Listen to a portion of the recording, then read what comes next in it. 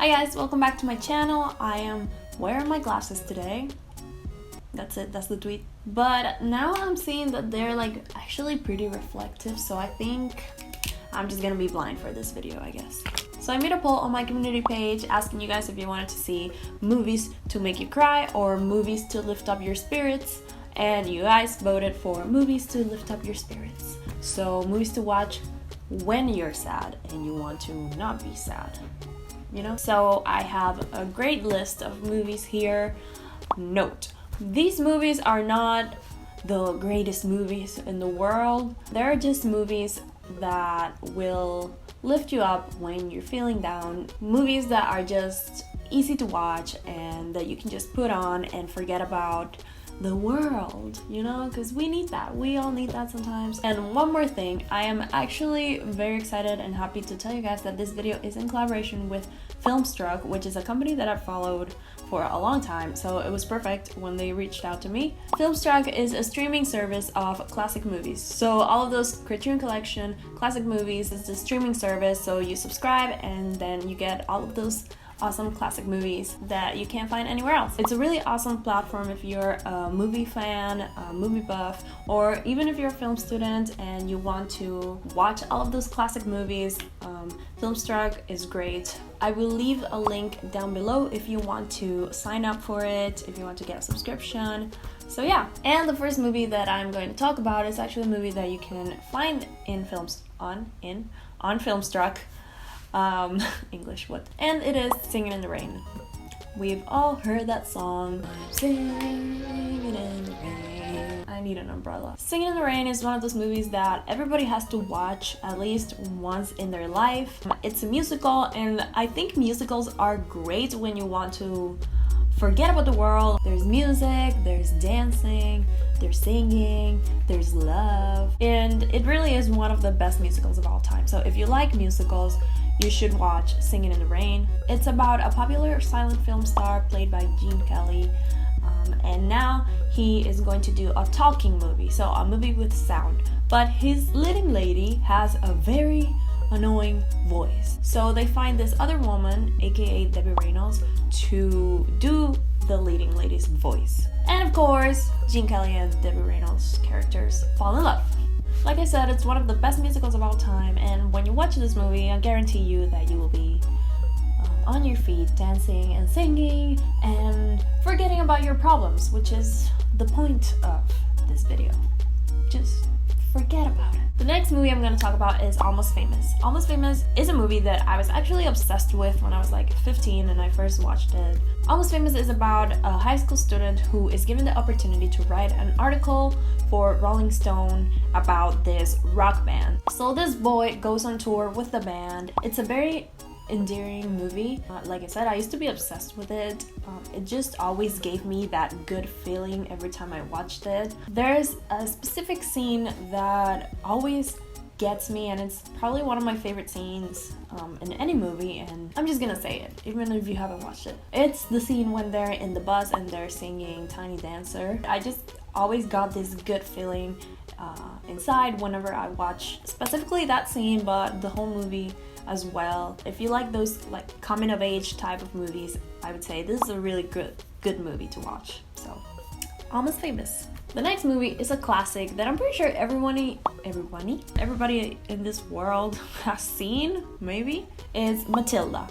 Matilda was one of my absolute favorite movies growing up, and it probably still is one of my favorite movies. I actually just watched it like 2 days ago again for the 100th time probably. Matilda is about a girl who loves to read, but her family, they don't want her to read. They forget her age, they forget her name. So she finally starts school and she is the smartest kid in the class, and she befriends her teacher, Miss Honey. So she develops these magical powers and she is able to basically get her revenge on her family and all these people that are making her life a nightmare. It's a movie that I seriously watched religiously when I was a kid, and there's just so many scenes that have stayed with me and that just make me happy. I've never met someone who didn't like Matilda. If you're a person who doesn't like Matilda, please let me know, because I I just want to know why. Okay, the next movie is Philomena. So Philomena is about this journalist who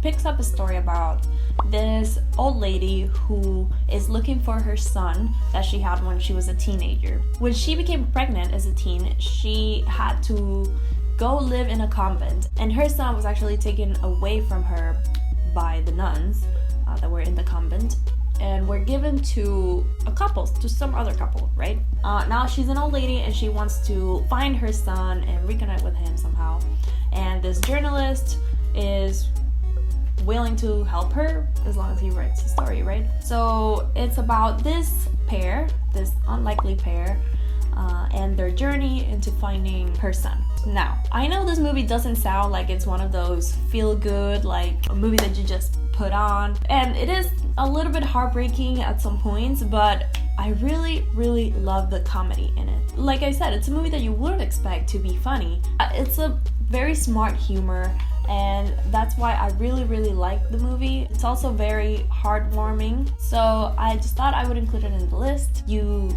will definitely forget about your problems because you'll be invested in the old lady's problems. But yeah, Philomena is actually a really good movie. It was nominated for the Oscar, like, I want to say 3 years ago or 4. I'm not entirely sure, but it was nominated, and that's how I first watched it. And to this day, I haven't forgotten about that movie because it really touched my heart. Okay, so the next movie is The Intouchables. The Intouchables is a movie that is in French. It's an unlikely pair. This millionaire quadriplegic, I don't know how to say that word, sorry. And he needs a caretaker. So he hires this ex-con to be his caretaker.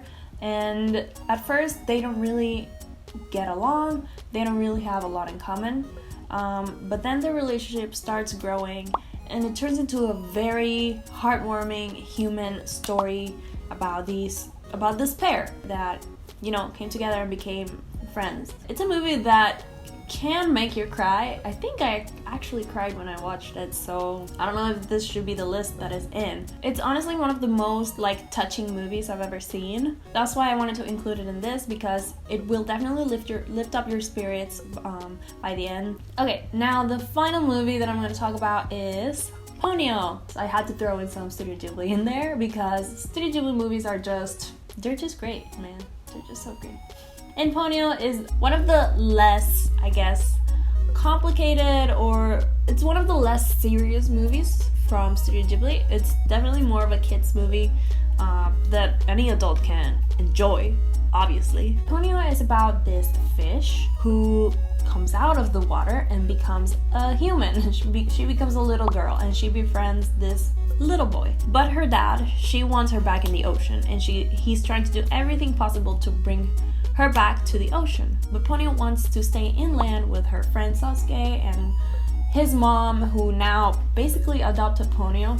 It's very colorful, it's very funny, it's just very uplifting and happy. So whenever I'm feeling down, I just like to put on Ponyo and, you know, watch this magical girl fish live her girlfish life. If you have kids, or if you're a kid, or if you're an adult, or if you're, you know, older, I'm sure you will enjoy this movie. I'm not gonna say it's a masterpiece, I'm not gonna say it's the best Studio Ghibli movie, but it doesn't have to be. It doesn't have to be a masterpiece for you to forget about your problems and just enjoy a movie, which is what Ponyo will do for you. Okay, so those are the movies that I wanted to share with you guys.